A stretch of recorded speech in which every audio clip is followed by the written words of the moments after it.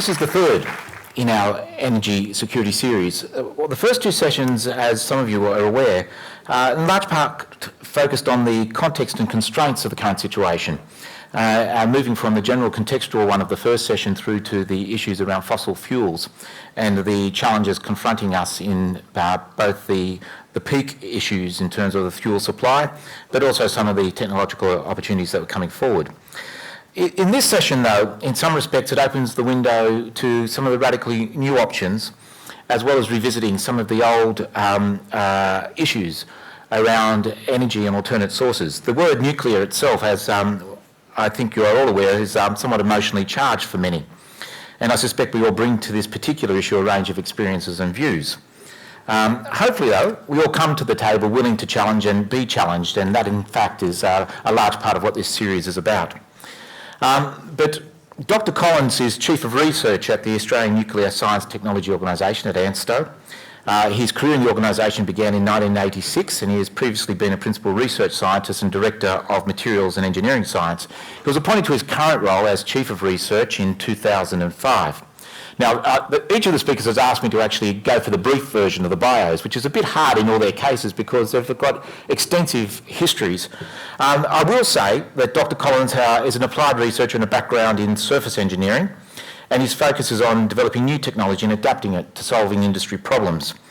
His PhD is in plasma physics. He has studied here in Australia and PhD from the University of Sydney, but also in Lausanne in Switzerland. At ANSTO, he played the lead role in the development of plasma immersion ion implantation. Now, I say that as if I know what that means, but it is a technique to enhance the wear resistance of a wide range of metal alloys. In fact, John Bartlett was describing some of the applications of that to me beforehand. It's amazing stuff. So in short, we are really thrilled to have George with us this evening, and I welcome him to the forum. This is now ANSTO, and why ANSTO doesn't get itself involved in nuclear energy, we're into all the applications of nuclear science and technology. We have found in the last few years that Australia's had another, 30 years later or 25 years later, had another consideration of nuclear. And perhaps the pressure on that has dropped off a bit. But in the rest of the world, nuclear is being considered and is providing a lot of the electricity production. So it's good in thinking about the general question of energy security to think about nuclear. Because in lots of the world, the questions are different from Australia. In countries where they don't have abundant fossil fuel, which is a problem because of the climate change aspects of burning too much of it, but they have to consider things like nuclear. And so the discussions for energy security for Australia are probably more than just security about where we get the fuel from, but also sustainability, and that's the context I'm giving my talk. So we know that we expect the temperature's going up, and we have to do this by modelling at this stage, and some of the models give us predictions in average temperature rises for Australia between a few degrees up to 10 degrees, and when we look at the potential impacts of them, they're very, very, very large. And so that's true for the rest of the world too. So in that context, we're reconsidering how we produce our electricity, given that the burning of fossil fuel is one of the major contributors to that carbon dioxide in the atmosphere. And when you look across the way we produce our electricity around the world, there's many very options, and some of them are being considered in this series.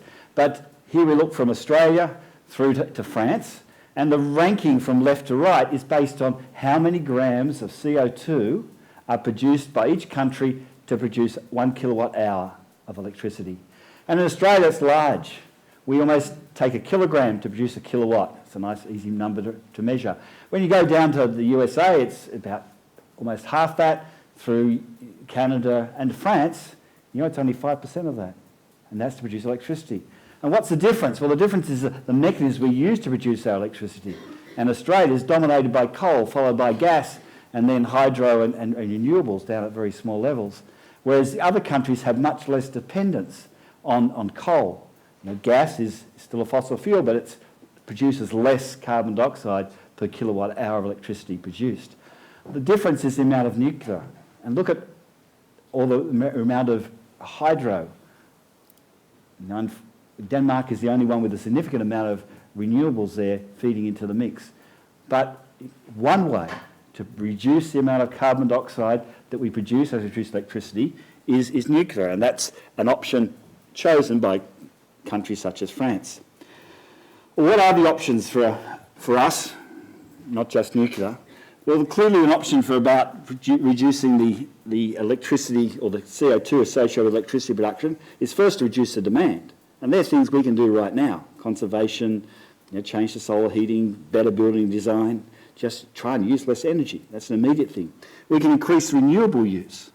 And that's a particular thing for next one of these series, but also one of the speakers today will be talking about that. We can accelerate work on clean coal. Bev Ronalds and the other speakers in the last one in this series talked about the potential for clean coal and carbon capture and sequestration and the technology developments required to support that. Or we can look for other baseload sources. I put these down as options. Actually, they're things we probably need to do all of to try and reduce our reliance on fossil fuels and our carbon dioxide emissions. And it's in that context of looking for another baseload source that people are considering nuclear. Well, take a simple question. How could you get rid of 1 billion tonnes of CO2 production? Well, you could get rid of 300 megawatt coal generators and find out a way to replace them with zero emission, carbon capture of the like. You'd probably need about 1,000 of the current system for carbon capture in Norway. You need 1,000 of those plants. You'd need 200 times the current US wind generation capacity, 1,300 times the current US solar generation, or you need to build 140 nuclear power plants. All this are very big numbers. Just to say, to actually do something, we've got to do something very significant. It's a big effort for the world to just even get 1 billion tonnes of CO2 emission per year and reduce that. So with that background, I guess the big picture background of the potential for nuclear to contribute to the reduction of CO2 emissions, just going to give a bit of more technical stuff about what nuclear energy really is. And people probably know the word fission. Fission describes a nuclear reaction where you take a heavy element, such as uranium, and if you can split the nucleus by a few neutrons, you get these fission products, you get a lot of energy out. Now, there's only actually a few heavy nuclei that do this, and not even every uranium does it. One particular isotope of uranium that's only found in very small percentage in natural uranium, called uranium-235, it'll split in the reaction I've chosen there to give these two products, xenon and strontium.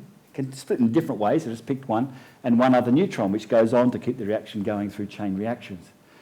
In this particular model, let's say that produces 200 million units of energy. There's lots of energy given out. But there's also those products, the xenon and strontium, which themselves are radioactive, and they're part of the waste that gets produced in a nuclear power reaction. Not only that, those neutrons can go and do other things, and they can turn some of the standard uranium, which is uranium-238, into other elements, such as plutonium-239, which we're not really happy to have. It can also go through reactions, which is, I guess, a good thing, but the bad thing about plutonium-239 is it can be used to make nuclear weapons, and we definitely don't want that. Just for comparison in this scale, the burning of a fossil fuel, the chemists amongst you can tell me what that element is, but I guess it's in coal and oil and those things. Gas, if you burn that, you get 30 units of energy. So you can see the attraction of nuclear is that, both fission and fusion, is it doesn't need much fuel to make a lot of energy. So you don't need to build your power plants next door to uranium mines, whereas in coal, it's much more efficient to build the generators close to the coal power plants.